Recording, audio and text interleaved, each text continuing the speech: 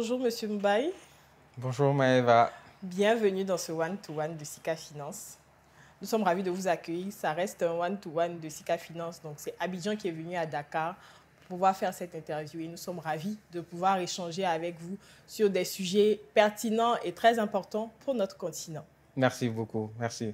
Tout le plaisir est pour moi. Plaisir partagé. Vu quand vous êtes à la tête de Invictus Finance et Capital. Depuis août 2021. Depuis août 2021, d'abord en tant que directeur général adjoint. Depuis donc janvier 2022, j'ai été promu directeur général. Donc on va bientôt fêter votre 4e anniversaire. C'est bien ça. À la tête Inch'Allah. de cette SGI. Inch'Allah. Ce que j'ai entendu vraiment dans les couloirs, et je pense que ce serait bien qu'on puisse l'entendre de vous aussi, c'est que vous êtes un pur produit africain. Vous n'avez pas fait vos études à l'extérieur. Vous avez obtenu tous vos diplômes ici, vous avez intégré des entreprises ici et depuis, vous évoluez sur le marché africain. Je dirais même mieux, je suis un pur produit sénégalais d'abord. J'ai jamais fait de formation. En tout cas, j'ai jamais travaillé, j'ai jamais étudié À à l'extérieur. l'extérieur. J'ai fait toute ma formation au Sénégal, d'abord au lycée public Van Vollenhoven, lycée Lamine Gueye. J'ai fait l'université de Dakar. Que des écoles publiques. Que des écoles publiques, une université publique. Donc, je suis titulaire d'une maîtrise en sciences économiques et gestion. J'ai enchaîné avec un DIA toujours en gestion des entreprises, également à l'université Cheikh Anta Diop. Donc, toute ma formation universitaire, je l'ai faite à l'université Cheikh Anta Diop de Dakar. Monsieur Mbaye, c'est certainement une fierté, surtout sur un marché financier où généralement on va chercher les compétences ailleurs. C'est certainement pour vous une fierté aujourd'hui de vous présenter avec ce profil-là. C'est une fierté et très sincèrement, je profite de l'occasion pour remercier en tout cas le promoteur du groupe MMA, où effectivement la société Invictus Capital, la SGI, est une des filiales, d'avoir bien voulu miser sur cette expertise locale. J'espère en tout cas que je ne vais pas le décevoir, ou en tout cas que je ne l'ai pas déçu. Mais très sincèrement, je pense que ça a été une belle opportunité qui m'a été offerte. Je pense que vous êtes sur la bonne voie vu que ça fait 4 ans que l'aventure dure et on espère, en tout cas on vous le souhaite, qu'elle dure encore plus longtemps et que vous puissiez à votre poste prouver que c'est possible de se former en Afrique et de faire la différence dans ces postes de responsabilité, notamment le poste de directeur général que vous occupez aujourd'hui à la tête de Invictus Capital et Finance. Je l'espère aussi. Monsieur Mbaye, à l'entame de notre échange, il est important de comprendre l'activité que vous faites. Mais au-delà de l'activité que vous faites, la façon dont justement le marché financier est utilisé. Récemment, une étude de l'AMF UMOA a montré que 28% de la population ont déjà entendu parler du marché financier. Ça reste quand même un taux assez faible. À votre avis, quels sont les obstacles qui donnent ce taux et quels sont les leviers sur lesquels on pourrait s'appuyer, que ce soit les acteurs comme vous, en tant que SGI, ou bien les politiques, pourraient s'appuyer ou les leviers sur lesquels ils devraient s'appuyer pour permettre à davantage de personnes de connaître le marché financier? Merci beaucoup pour cette question. Écoutez, à mon âme la vie, hein, la clé réside dans l'éducation financière. Je pense que aujourd'hui, tous les efforts doivent être déployés, que ce soit par nous autres acteurs du marché ou que ce soit par les politiques, afin de faire comprendre aux populations que la bourse est leur propriété. Il faudrait qu'on puisse, à travers des mots très simples, à travers un lexique extrêmement simple. Vous savez, c'est un peu comme les mathématiques. Hein. Les mathématiques à l'école. Tout le monde n'aime pas les mathématiques. Justement, parce que très souvent, on utilise beaucoup de choses extrêmement compliquées, de termes extrêmement compliqués, de termes nouveaux, suivant un lexique, un langage particulier. Alors que certains professeurs, par exemple, réussissent à faire aimer les mathématiques parce qu'ils utilisent des termes extrêmement simples, un langage simple, voilà, ce qui nous permet aujourd'hui de mieux comprendre et d'aimer. Je pense que c'est un peu la même approche qui doit être utilisée par nous autres acteurs et également, comme je l'ai dit tantôt, il y a un rôle que devraient jouer, à mon avis, les politiques. C'est un rôle un peu donc de sécurisation. C'est-à-dire aujourd'hui, il apparaît très souvent des offres, des nouvelles, des publications qui incitent en tout cas la population à investir avec un très haut niveau de rentabilité, alors que derrière, ce n'est pas de bonnes offres. C'est tout C'est de simplement de l'arnaque. l'arnaque, comme vous dites. Donc, il y a vraiment, à mon avis, cette obligation de régulation, de contrôle qui doit être, en Plus tout de cas, vigilance. exactement. Vraiment, on plaide à plus de vigilance. En résumé, à mon avis, une épargne se constitue par la discipline financière et s'optimise dans le temps. C'est pas du tic au Tic au tac. tac. Elle s'optimise dans le temps. Donc avec des produits adaptés, à chaque profil et horizon d'investissement. Une chose est de connaître le marché financier, de savoir l'existence du marché financier, et une autre est de pouvoir s'en servir. Quelles sont les actions concrètes menées par votre SGI pour permettre à la majorité de personnes de bénéficier du pouvoir multiplicateur de la bourse? Merci.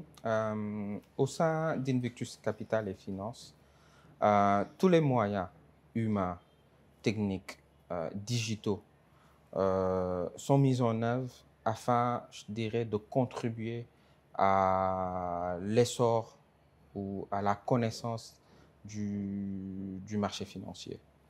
À mon avis, l'erreur qui est très, très, très commune, c'est que nous autres professionnels, autant le secteur qu'on peut choisir, nous ne nous mettons pas à niveau donc des populations les moins cultivées sur ce secteur-là en question.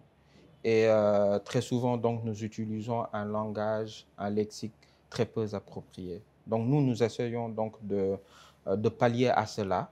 Et nous avons une revue hebdomadaire, donc à travers ce qu'on appelle donc la rubrique Le saviez-vous. Une revue digitale. C'est une revue digitale exactement. Et donc, à travers cette rubrique, le saviez-vous, nous essayons donc de démocratiser le lexique financier, notamment relatif au marché financier. Nous essayons d'expliquer les termes de manière très simple, avec un verbatif très, très sincèrement compréhensible par tout le monde.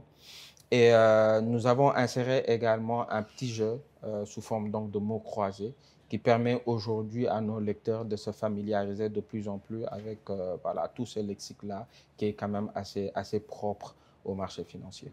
Et avec toutes ces initiatives, une fois que vous avez réussi à attirer les personnes sur le marché financier, à les emmener à investir, comment vous les maintenez? D'autant plus qu'on sait que la bourse est idéalement un canal d'investissement sur le long terme et qu'aujourd'hui, nos populations sont très attirées par le gain tout de suite et maintenant, justement, dont on parlait. Comment vous faites une fois qu'une personne est cliente pour la maintenir, pour lui permettre de fructifier son capital sur le long terme via le marché financier? Très bonne question. Je pense qu'aujourd'hui, nous autres, en tout cas Invictus Capital et Finance, nous misons beaucoup sur la culture financière. Quand je dis culture financière, ce n'est pas tout simplement donner à nos clients ou d'apporter à nos clients cette compréhension de la bourse, mais c'est surtout, surtout les accompagner durant tout leur process, durant tout leur circuit, et toute la durée de présence,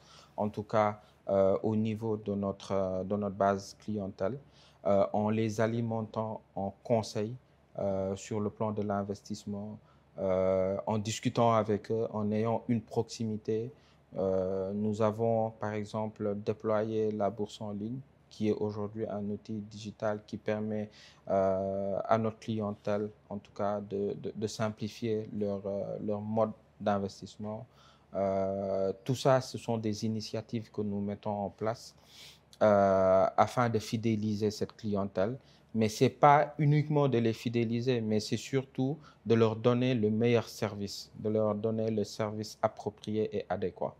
La notion d'investissement est certainement inhérente à la notion de risque. Comment vous aidez vos clients à maîtriser justement ce risque qu'ils prennent en investissant à la bourse? Très bien. Donc, nous, à l'entame, nous faisons ce qu'on appelle la définition du profil de risque.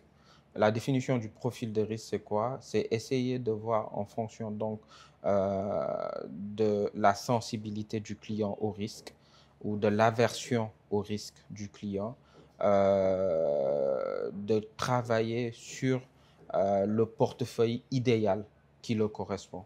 Donc, c'est un travail qui peut effectivement prendre un peu de temps en termes donc de connaissances clientèle, mais c'est un travail, à notre avis, essentiel parce que c'est ce qui permet au client d'être à l'aise et c'est ce qui permet également à la SGI d'être totalement en phase avec les attentes du client. Les particuliers, M. Mbaye, ne sont pas les seuls à ne pas se servir du potentiel du marché financier.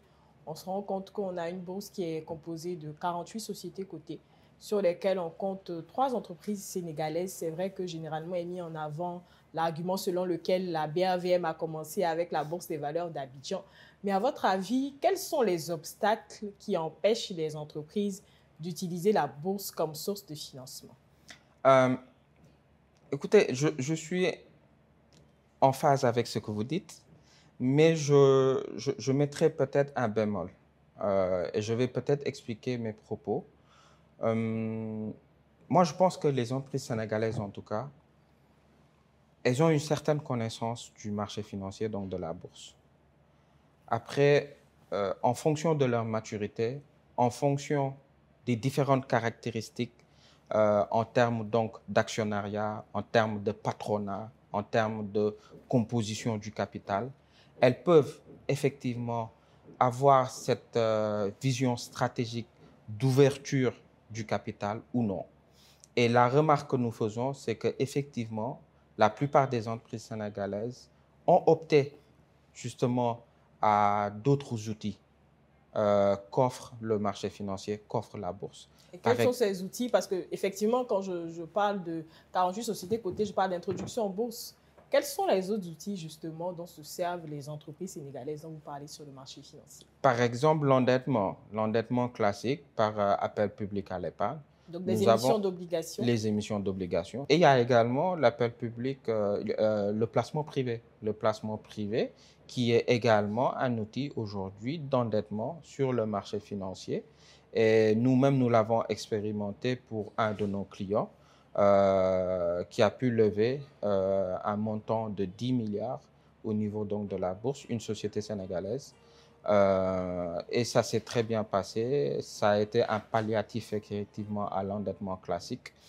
Néanmoins, je suis d'accord avec vos propos. Je pense qu'il y a des initiatives, il y a des efforts à faire afin de pouvoir justement mieux les inciter, Les notamment encourager. mieux les encourager à, par exemple, à de l'introduction en bourse. Nous pensons que nous devons tout faire afin que nos champions nationaux puissent aujourd'hui venir en bourse sous forme d'IPO. En tout cas, c'est un sacerdoce pour nous. Nous allons tout faire et aujourd'hui, c'est un objectif.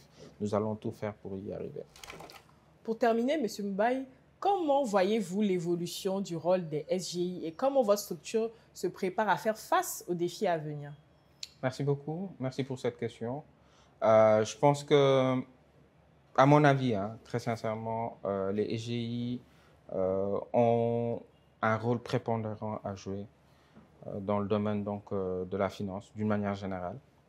De plus en plus, nous assistons à l'entrée en vigueur de solutions les plus sophistiquées, les plus innovantes. Et au niveau de la EGI que je dirige, Invictus Capital, nous mettons un accent très particulier sur cet aspect innovateur. Je pense qu'aujourd'hui, nous avons l'obligation à chaque fois d'essayer de trouver les solutions les plus innovantes pour nos clients.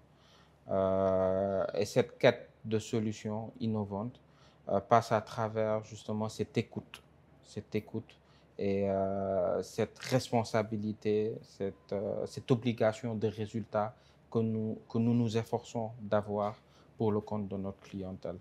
Je pense que les EGI jouent un rôle, et je l'ai dit à l'entame de mes propos, jouent un rôle très important dans le financement donc, de nos économies, notamment à travers l'aide que nous apportons aux autorités publiques. Je pense que vous n'êtes pas sans savoir que de plus en plus, nos États, je dirais, se financent à travers le marché local. Et en tout cas, nous avons cette responsabilité de pouvoir satisfaire donc nos États par rapport à ce besoin-là en termes de financement domestique. Et c'est une très belle occasion qui m'est donnée pour vous annoncer un événement que nous préparons et qui va être lancé le 25 septembre, ici à Dakar. Donc, 25 septembre 2025 à Dakar. 25 septembre 2025 à Dakar. Il s'agit donc du Forum Structured Finance Africa, qui va regrouper très sincèrement, madame, les plus hautes sommités internationales de la finance. Et nous allons débattre d'un thème crucial qui est donc, je dirais, l'apport de solutions concrètes pour le financement de nos économies. Un thème vraiment d'actualité. Un thème d'actualité. Un thème d'actualité. Nous invitons vraiment tout le monde. C'est l'événement à ne pas rater. Ça sera le 25 septembre à Dakar, Inch'Allah. On ne pourrait pas mieux terminer, M. Mbaye, avec cette invitation. Nous prenons bonne note et nous vous souhaitons plein succès pour l'organisation de ce forum. Merci beaucoup. Merci à vous. Merci.